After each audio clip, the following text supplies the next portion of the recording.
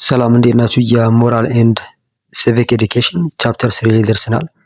ይህንን ቱቶሪያል ኮርስ ስትወስዱ ይህንን ቻናል ላይክ፣ ሰብስክራይብ እና ሼር እያደረጋችሁ እንዲሆን እየጋበዝኩኝ ወደ ቻፕተር 3 ቱቶሪያል እገባለሁ።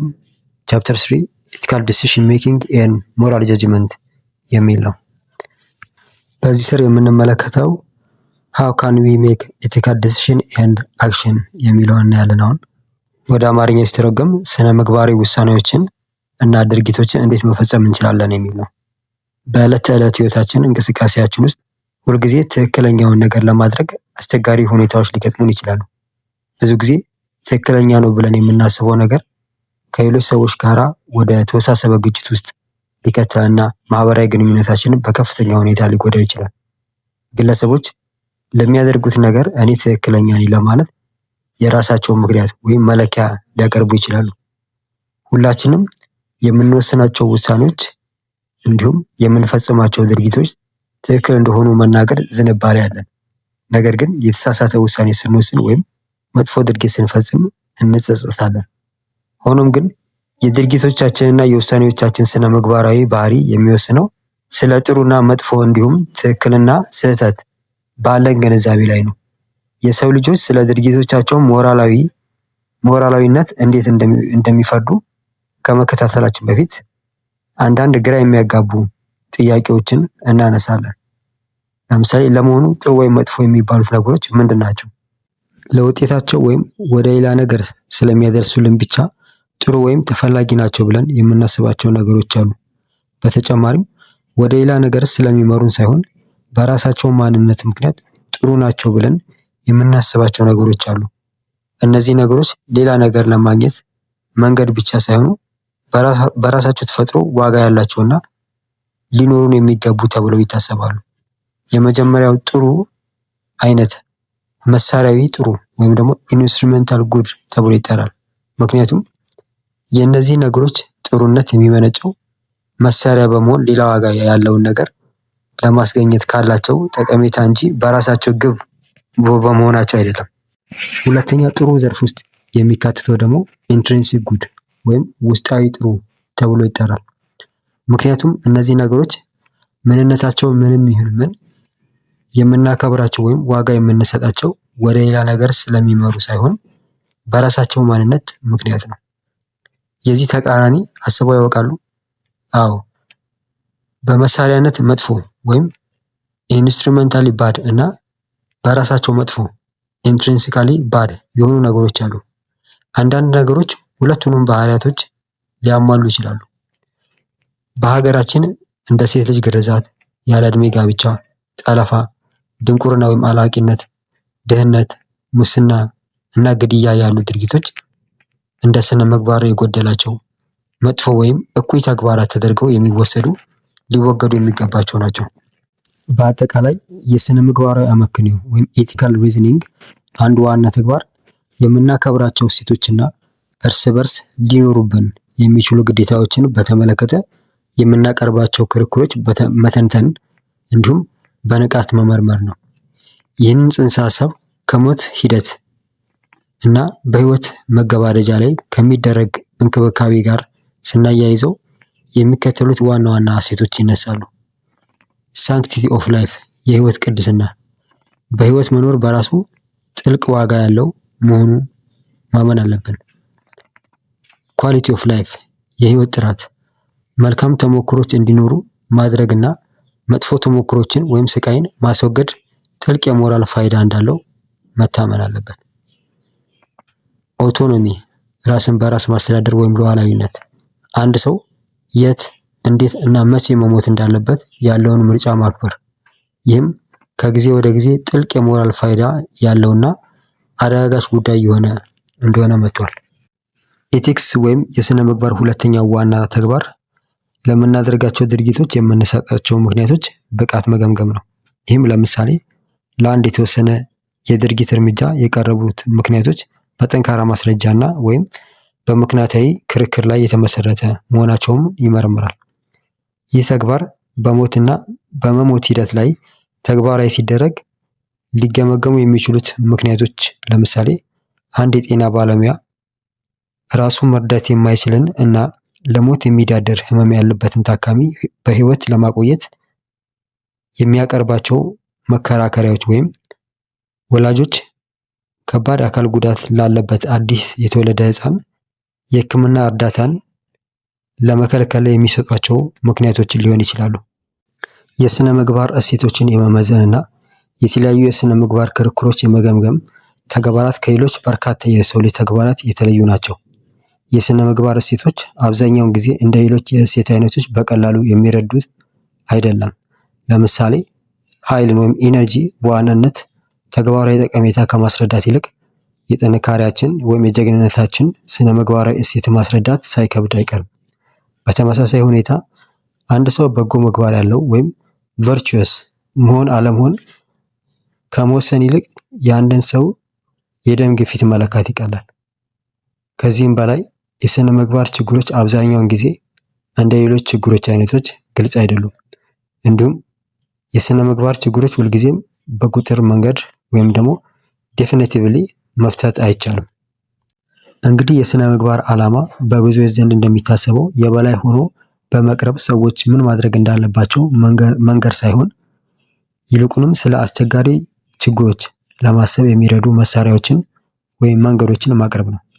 ጥሩ የስነ ምግባር አስተሳሰብ በሰው ልጅ ህይወትና ግንኙነቶች ውስጥ የሚፈጠሩ የስራ ድርሻዎችን፣ ሁኔታዎችንና አጋጣሚዎችን ልዩነትና ውስብስብነት እውቅና መስጠት፣ በጥያቄዎችና በጉዳዮች ውስጥ ያሉ ግራጫ ወይም ግልጽ ያልሆኑ አካባቢዎችን ሆን ብሎ ይፈልጋል።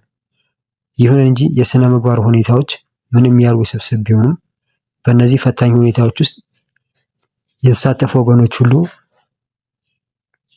የሚፈጠሩ ችግሮችን በተቻለ መጠን በቅንነት፣ በምክንያታዊነትና በትብብር የመፍታት ግዴታ አለባቸው። ይህ ማለት ደግሞ በጉዳዩ ላይ የሚሳተፉ ወገኖች በነገሮች ላይ ከሚያደርጉት ጥልቅ አስተያየትና ውይይት እንዲሁም ከሚለዋወጡ ሁኔታዎች በመነሳት የያዙት አቋም ለመገምገምና ለመለወጥ ዝግጁ መሆን አለባቸው ማለት ነው። 3.3.1 ኤቲካል ፕሪንሲፕልስ ኤንድ ቫሊዩስ ኦፍ ሞራል ጀጅመንትስ የሞራል ውሳኔዎች፣ ስነ ምግባራዊ መርሆችና እሴቶች። ስነ ምግባር ወይም ኤቲክስ ላይ ትኩረት የሚያደርገው የፍልስፍና ጥናት ዘርፍ ሰዎች ሊመሩባቸው የሚገቡ የተቀናጁ ህጎች ወይም መርሆች በማጥናት እና ወይም በመገንባት ላይ ያተኩራል። ይሁን እንጂ የስነ ምግባር ንድፈ ሐሳብ ጥናት ብዙ ሰዎች የዕለት ተዕለት ተግባራቸውን ለማከናወን እንደሚያስፈልጋቸው የሚቆጥሩት ነገር አይደለም። አብዛኛው ሰው በስርዓት የተጠኑ የስነ ምግባር ማዕቀፎች ወይም ኢቲካል ፍሬምወርክስ ከመጠቀም ይልቅ በዕለት ተዕለት እንቅስቃሴው ባህሪውን የሚመሩት የሚገዙት ጠቃሚ የሆኑ የደቦ ደንቦች ወይም ደግሞ ሩልስ ኦፍ ተምብስ ይይዛል። እነዚህም እንደ መስረቅ ስህተት ነው፣ ችግረኞችን መርዳት ትክክል ነው እና የመሳሰሉትን የተለመዱ ህጎችን ያካትታሉ። ነገር ግን አንዳንድ ጊዜ የህይወት ውጣ ውረድ፣ ውስብስብ ሁኔታዎች እነዚህ ቀላል ደንቦች እንዲፈተኑ ያደርጋቸዋል። ለምሳሌ መግደል ስህተት ነው የሚለውን ሀሳብ እንውሰድ። ይህ ማለት የሞት ቅጣት ወይም ካፒታል ፐኒሽመንት ስህተት ነው ማለት ነው። እንስሳትን መግደል ስህተት ነው። ራስን ለመከላከል ሲባል የሚፈጸም ግድያ ስህተት ነው። ጽንስ ማቋረጥ ወይም ተርሚኔሽን ኦፍ ፕሬግነንሲ ስህተት ነው ወይስ በምህረት መግደል ወር ዩቲኔዣ ስህተት ነው? ለእነዚህ ጥያቄዎች የዕለት ተዕለት ትክክልና ስህተት የምንላቸውን እሳቤዎች ለመተግበር ብንሞክር ሁልጊዜም ቀጥተኛ የሆኑ መልሶችን በቀላሉ አናገኝም። እነዚህ ጥያቄዎች በዝርዝር መመርመር ያስፈልጋል። እንዲሁም ውስብስብ ችግሮችን ለመተንተንና ለእነዚህ ችግሮች ምክንያት ወጥ የሆኑ መፍትሄዎችን ለማግኘት የሚረዱ የንድፈ ሐሳብ ማዕቀፎች ወይም ቴዎሬቲካል ፍሬምወርክ ያስፈልጉናል። ምንም እንኳን አንዳንዶች ይህን ተግባር በግላቸው ለራሳቸው ለማድረግ ቢሞክሩም ፈላስፋዎችን በማህበረሰብ ውስጥ ሁሉም ሰው ሊጠቀምባቸው የሚችሉ አጠቃላይ መልሶችን ለማግኘት ይጥራሉ። በሌሎች ሰዎች ህይወት ላይ ጥሩ የሚሆን መጥፎ ተጽዕኖ ያሳደረ አንድ ትልቅ ውሳኔን ያስታውሱ። ይህ ውሳኔ የስራ ቦታን የመቀየር፣ የመኖሪያ ቤት የመቀየር፣ ከአስቸጋሪ ምርጫ ወይም ዳይለማ ጋራ የመጋፈጥ ወይም ችግር ላይ ያለን ሰው የመርዳት ሊሆን ይችላል። ወደዚያ ውሳኔ እንዲደረሱ ውሳኔው በግልጽ ትክክልና ስህተት በሚባሉ እሳቤዎች ላይ የተመሰረተ ነበረ? ለውሳኔው የሰጧቸው ምክንያቶች ጀስቲፊኬሽን በጥንቃቄ ለመመርመር ለመመዝገብ ይሞክሩ። ለውሳኔው መነሻ የሆኑ መሰረታዊ መርሆች ወይም ደንቦች መለየት ይችላሉ? ለእነዚህ መሰረታዊ መርሆች ወይም ደንቦች እንደ ምሳሌ የሚከተሉትን መጥቀስ ይቻላል። በረጅም ጊዜ ለሙያዊ ወይም ለስራ የተሻለ ነገር ማድረግ አለብኝ። እውነቱን መናገር ሰውን የሚጎዳ ከሆነ ውሸት መናገር ችግር የለውም። ሁልጊዜም ቢሆን ችግር ላይ ያለን ሰው መርዳት አለብኝ። 3.3.2 ሞራል ኢንቱዊሽንስ ኤንድ ክሪቲካል ሪዝኒንግ የስነ ምግባር ጥናት ስለ ስሜቶቻችን በምክንያት ማሰብ ያካትታል። በሌላ አነጋገር ትክክል ወይም ጥሩ ስለሆኑ ነገሮች ያሉንን ውስጣዊ ስሜቶችን ትርጉም መስጠትና ምክንያታዊ ማድረግ ያካትታል። ሁሉም ሰው ማለት ይቻላል በተለያየ ደረጃ ለሌሎች ሰዎች የመራራት ወይም የሌሎችን ስሜት የመጋራት ኢምፓቲ ችሎታ አለው። ርህራሄ ወይም ኢምፓቲ ሌሎች ምን እንደሚሰማቸው እንድንረዳ ያደርገናል። በዚህም ራሳችንን በሌሎች ቦታ እንድናስቀምጥ ይረዳናል። ስለዚህ ርህራሄ ቴሪየር 2013 ላይ እንዳለው የሞራል ስሜቶችን ወይም ሞራል ሴንቲሜንትስ የሚላቸውን ይሰጠናል። ስለዚህ ስሜቶች በምክንያት ማሰብ ደግሞ የሞራል መርሆችን ሞራል ፕሪንሲፕልስ ያስገኝልናል። ቴሪየር 2013 እንደሚከራከረው የእነዚህ የሞራል ስሜቶችና መርሆች ውህደት ህሊናችን ወይም ኮንሽስነስ ነው። እንግዲህ የሞራል ህሊናችን በስሜቶች ላይ የተመሰረተ ነው፣ ነገር ግን በምክንያት ወይም ሪዝን መደገፍ አለበት። ሁሉም ማህበረሰብ በራሳቸው የስነ ምግባር እሳቤዎች በአመለካከትና በእምነት የሚገለጹ እንዲሁም በራሳቸው ልማዶች ወይም ልማዳዊ ናቸው ተብለው በሚታሰቡ እሳቤዎቻቸው ይታወቃሉ። ከእነዚህ የስነ ምግባር እሴቶች መካከል አንዳንዶቹ በአንድ ማህበረሰብ ብሔር ወይም መንግስት ህጎችና ደንቦች ውስጥ ተካተው በይፋ ይደነገጋሉ። ግለሰቦች ከቤተሰቦቻቸውና ከሰፊው ማህበረሰብ አመለካከቶችንና እሳቤዎችን ስለሚቀስሙ እንዲህ ያሉ ልማዶችና ህጎች በማህበረሰብ ውስጥ የሚኖሩ ሰዎችን ህሊናና የሞራል ስሜቶች ሊቀርጹ ይችላሉ።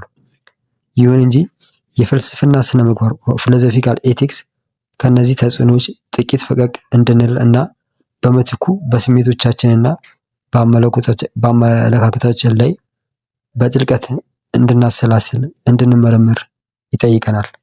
3.3.2.1 ራሽናላይዜሽን ወይም ምክንያታዊ ማድረግ። እንግዲህ ስነ ምግባርን ማጥናት ማለት ለምናቀርብባቸው የሞራል ክርክሮች አሳማኝ ወይም ቫሊድ ምክንያቶችን ለማግኘት መሞከር ያካትታል። አብዛኛው ሰው ስለ ትክክል ወይም ስህተት አስቀድሞ የራሱ የሆነ አጠቃላይ እሳቤዎች ወይም ፈላስፋዎች፣ ውስጠ ስሜቶች ኢንቱዊሽንስ ወይም ግምቶች ፕሪዘምፕሽንስ የሚሏቸው አሉት። ነገር ግን ፍልስፍና የስነ ምግባር አቀራረብ ሰዎች ስላሏቸው የሞራል እሳቤዎች በጥልቀትና በነቃፊነት ክሪቲካሊ እንዲያስቡ እነዚያን እሳቤዎች በአሳማኝ ክርክሮች እንዲደግፉ ወይም ውድቅ እንዲያደርጉ እንዲሁም እነዚያ ክርክሮች የተመሰረቱባቸውን ምክንያቶችና ግምቶች በግልጽ እንዲያብራሩ ይጠይቃል። በሞራል ፍልስፍና ውስጥ ክርክር ወይም አርጉመንት ሲባል ስለ እምነቶቻችን ወይም ስለ አመለካከቶቻችን ብቻ የሚቀርብ ሀሳብ አይደለም። ይልቁንም ለእነዚህ እምነቶች ወይም አመለካከቶች መሰረት ስለሆኑት ምክንያቶች ወይም ሪዝንስ የሚቀርብ ነው። ይህ ማለት ስለ ስነ ምግባር ጥያቄዎች የመወያየት እና የመከራከር እውነተኛ ፋይዳ ክርክሩን ማሸነፍ ወይም በሌላ ሰው ላይ ነጥብ ማስቆጠር አይደለም። ከዚህ ይልቅ ለሀሳቦቻችን በጥንቃቄ የታሰበባቸውን መከራከሪያዎች ማቅረብ እንዲሁም ለእምነቶቻችን፣ ለእሳቤዎቻችንና ለአመለካከቶቻችን መሰረት የሆኑትን ምክንያቶች ምክንያታዊ በሆነ እና ጥልቅ በሆነ መንገድ መረዳት ይበልጥ አስፈላጊ ነው። ከሁሉም በላይ ደግሞ ይህ ሂደት ሌሎች የሚያቀርቧቸውን ክርክሮች በጥንቃቄ ማዳመጥን፣ መተንተንንና ከእነርሱም መማማርን ይጠይቃል። ስለ ትክክል ወይም ስህተት በርካታ ክርክሮች ውስጥ የሚታይ አንድ የተለመደ ስህተት ምክንያታዊ ማስመሰል ወር ራሽናላይዜሽን ይባላል። ምክንያታዊ መምሰል የሚከተለው እውነተኛና ምናልባትም እኛ ራሳችን ሳናውቀው ያለንን ፍላጎቶቻችንን ለመሸፈን በመጀመሪያ ሲታይ ምክንያታዊ ወይም ታማኝ የሚመስሉ ምክንያቶችን ስንጠቀም ነው። ለምሳሌ አንድ መሬት ባለቤት የፕላስቲክ መልሶ ማቀነባበሪያ ፋብሪካን ለመገንባት ፈልጎ ዓላማዬ ለአካባቢው ነዋሪዎች የስራ ዕድል መፍጠር ነው ቢል፣ ነገር ግን እውነተኛ ፍላጎት ትርፍ ማግኘት ቢሆን ይህ ድርጊት ምክንያታዊ ማስመሰል ይባላል። ባለቤቱ ፋብሪካውን ለመገንባት ለፈለገበት እውነተኛ ምክንያት አልሰጠም ማለት ነው። ነገር ግን ግልጽ ሆኖ የግል ትርፍ ለማግኘትና ለአካባቢው ነዋሪዎች የስራ ዕድል ለመፍጠር እፈልጋለሁ ብሎ ቢከራከር ፍላጎቱ ሁለት እውነተኛ ምክንያቶች እየሰጠ ነው ማለት ይቻላል። 3.3.2.2 ታይፕስ ኦፍ ሪዝኒንግ ክሪቲካል ሪዝኒንግ ወይም ነቃፊ ምክንያታዊነት በመጠቀም በራሳችንም ሆነ በሌሎች ሰዎች ክርክር ውስጥ የሚታዩ እንደዚህ ያሉ ስህተቶችን ማጋለጥ እንችላለን። ግለሰቦች ለሚያቀርቧቸው ክርክሮች ማረጋገጫ ለመስጠት ሊጠቀሙባቸው የሚችሏቸው 3 የነቀፌታ ምክንያታዊነት አይነቶች ከዚህ በታች ተዘርዝረዋል። 3ቱ የነቀፌታ ምክንያታዊ አይነቶች ሪዝኒንግ ባይ አናሎጂ፣ በምሳሌያዊ ንጽጽር ምክንያታዊ ማድረግ። ይህ የአንድን ነገር ምንነት ከሱ ጋር ተመሳሳይነት ካለው ነገር ግን የተወሰነ ልዩነት ካለው ሌላ ነገር ጋር ማነጻጸር ነው። በጥሩ ምሳሌያዊ ንጽጽር ውስጥ ተመሳሳይነቱ ከልዩነቱ ይበልጥ እንዲሁም ጉዳዩ ግልጽ ያደርገዋል። ለምሳሌ እንስሳት ከሰዎች ጋር ይመሳሰላሉ፣ ደግሞም ይለያያሉ። ምክንያቱም ሰዎችም ራሳቸው እንስሳ ናቸው። ታዲያ ይህ ተመሳሳይነት ለሰዎች እንደምንሰጠው ሁሉ ለእንስሳ መብትም ሊሰጣቸው ይገባል የሚለውን ክርክር ለመደገፍ የሚያስችል በቂ ጥንካሬ አለው። ሁለተኛው ዲዳክቲቭ ሪዝኒንግ ነው። ጠቅላላ የሆነን ማጠቃለያን ወደ ዝርዝር የሚያመጣ ምክንያታዊነት ነው። አንድን አጠቃላይ መርህ በልዩ ሁኔታ ወይም አጋጣሚ ላይ ተግባራዊ ማድረግ ነው። ለምሳሌ እያንዳንዱ ሰው ሰብአዊ መብት ካለው አንተም ሰው ስለሆንክ እንደ ማንኛውም ሰው ሰብአዊ መብት አለህ ማለት ነው። ሌላኛው ኢንዳክቲቭ ሪዝኒንግ ነው። ዝርዝሩም ወደ አጠቃላይ የሚያመጣ ምክንያታዊነት ነው። ለአንድ መላምት ወይም ደግሞ ሃይፖቴሲስ ድጋፍ የሚሆኑ ማስረጃዎችን ማቅረብ ያካትታል። ለአንድ መላምት የሚቀርበው ማስረጃ እየበዛ በሄደ ቁጥር በዚያ መላምት ላይ ይበልጥ መተማመን እንችላለን። ለምሳሌ የነዳጅ ውጤቶች መቃጠል በዓለም አቀፍ አየር ንብረት ላይ ጎጂ ተጽዕኖ እያሳደረ መሆኑን የሚያሳዩ ማስረጃዎች እየተከማቹ መምጣታቸው ከካርቦን ልቀት የመቀነስ ሞራል ግዴታ አለብን የሚለውን ክርክር ለማጠናከር ጥቅም ላይ ይውላል። 3.3.2.3 ስነ ምግባርና ሃይማኖታዊ እምነት ሰዎች ስነ ምግባራዊ ክርክሮችን በሚያቀርቡበት ጊዜ የሚጠቀሙበት ሌላው አስፈላጊ መከራከሪያ ሃይማኖታዊ እምነት ነው። ለብዙ ሰዎች ሞራልና ሃይማኖታዊ እምነት የሚነጣጥሉ ነገሮች አይደሉም። አንዳንድ ሰዎች በምክንያታዊ ክርክሮች ላይ ከመደገፍ ይልቅ ድርጊትን ትክክል ወይም ስህተት ነው የሚሉትን መመዘኛ አምላክ አዞታል ወይስ አላዘዘውም በሚለው ነው። አንዳንድ የሞራል ፈላስፋዎች በሃይማኖታዊ እምነት ላይ የተመሰረቱ ክርክሮችን በምክንያታዊ ሊከላከሉ የሚችሉ አድርገው አይመለከቷቸውም። እነዚህ ፈላስፋዎች ምን ትክክል ወይም ምን ትክክል እንዳልሆነ በምክንያታዊ ትንታኔ ማወቅ እንችላለን ብለው ያምናሉ። አንድ አምላክ የሚያዘው ትክክል የሆነውን ነገር ብቻ ከሆነ በምክንያታዊ ሲታይ ይህ መለኮታዊ ትእዛዝ አላስፈላጊ ያደርጋቸዋል። ምክንያቱም መለኮታዊ ትእዛዝ ሳንደገፍ በምክንያታዊ አስተንትኖ ወይም ትንታኔ ብቻ ምን ትክክል ወይም ምን ስህተት እንደሆነ ማወቅ እንችላለን። 3.3.2.3 ኤቲክስ ኤንድ ሪሊጂየስ ፌዝ ሰዎች ስነ ምግባራዊ ክርክሮችን በሚያቀርቡበት ጊዜ የሚጠቀሙበት ሌላ አስፈላጊ መከራከሪያ ሃይማኖታዊ እምነት ነው። ለብዙ ሰዎች ሞራል እና ሃይማኖታዊ እምነት የማይነጣጠሉ ነገሮች ናቸው። አንዳንድ ሰዎች በምክንያታዊ ክርክሮች ላይ ከመደገፍ ይልቅ ድርጊቶች ትክክል ወይም ስህተት መሆናቸውን የሚመዝኑት በአምላክ ታዘዋል ወይስ አልታዘዙም በሚለው እይታ ነው። አንዳንድ የሞራል ፈላስፋዎች በሃይማኖታዊ እምነቶች ላይ የተመሰረቱ ክርክሮችን በምክንያት ሊከላከሉ የሚችሉ አድርገው አይመለከቷቸውም። እነዚህ ፈላስፋዎች ትክክል ወይም ስህተት እንደሆነ በምክንያታዊ አስተንትኖ ወይም ራሽናል ሪፍሌክሽን ማወቅ እንችላለን ብለው ያምናሉና አንድ አምላክ የሚያዘው ትክክል የሆነውን ነገር ብቻ ከሆነ በምክንያታዊነት ሲታይ ይህ መለኮታዊ ትእዛዝ አላስፈላጊ ያደርጋቸዋል። ምክንያቱም መለኮታዊ ትእዛዝ ላይ ሳንደገፍ በምክንያታዊ አስተንትኖ ብቻ ምን ትክክል ወይም ስህተት እንደሆነ ማወቅ እንችላለን። ይሁን እንጂ በእምነት ላይ የተመሰረተ ክርክር በርካታ ምክንያቶች ለሞራል ፍልስፍና አስፈላጊ ናቸው። በመጀመሪያ ደረጃ ሰዎች ሁልጊዜ ትክክል ወይም ስህተት በሚለው ነገር ላይ አይስማሙም። ስለዚህ ምን ትክክል ወይም ስህተት እንደሆነ በምክንያታዊ አስተንትኖ ብቻ መወሰን እንደምንችል እርግጠኛ መሆን አይቻልም። በተጨማሪም በዓለም ላይ ያሉ በርካታ ሰዎች ለሞራል መመሪያ ወደ ሃይማኖት እንደሚመለከቱ ስንገነዘብ የአንድ ሃይማኖታዊ ወግ የሞራል ትምህርቶች ሰፊው ሕዝብ የላቀ የሥነ ምግባር ደረጃን እንዲቀበል የማሳመን ያላቸው አቅም አሳንሰን መመልከት የለብንም። ምንም እንኳን የሥነ ምግባር መርሆችና ውሳኔዎች በምክንያታዊ ክርክሮች መደገፍ አለባቸው ብለን ብንገምትም ሃይማኖታዊ ክርክሮች ግምት ውስጥ ማስገባት ከሥነ ምግባር ጥናት መገለል የለበትም። አንድ ሰው ከእምነት ላይ የተመሰረተ ክርክሮችን በሥነ ምግባር ውይይት ውስጥ እንደ አሳማኝ ወይም ቫሊድ አድርጎ ለመቀበል መምረጥ አለመምረጡ ጥንቃቄ የተሞላበት ማገናዘብ የሚጠይቅ ውሳኔ ነው።